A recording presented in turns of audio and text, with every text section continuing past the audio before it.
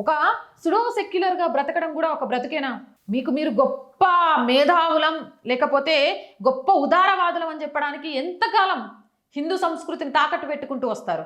Kerala story 2 సినిమాను ఒక కట్టుకథ అని నిరూపించడానికి సిగ్గుమాలిన హిందూ జంట బీఫ్ తింటూ మా కేరళలో బీఫ్ తినమని మమ్మల్ని ఎవరూ బలవంతం చేయరు, మేమే ఎంతో ఇష్టంగా తింటాం, మేము విద్యావంతులమని వీడియో తీసి సోషల్ మీడియాలో షేర్ చేశారు. షేమ్. సనాతన హైందవ ధర్మంలో పుట్టి కేరళ స్టోరీస్ నేను ట్రైలర్ చూసినా మమ్మల్ని బలవంతం తినమని చెప్పరు, మేమే తింటున్నామని చెప్పిరట. సిగ్గుండాల. ఇలా తినను అన్నందుకు ఎంతో మంది అమ్మాయిలు చిత్రహింసలు పడ్డ న్యూస్ చాలా చూశారు.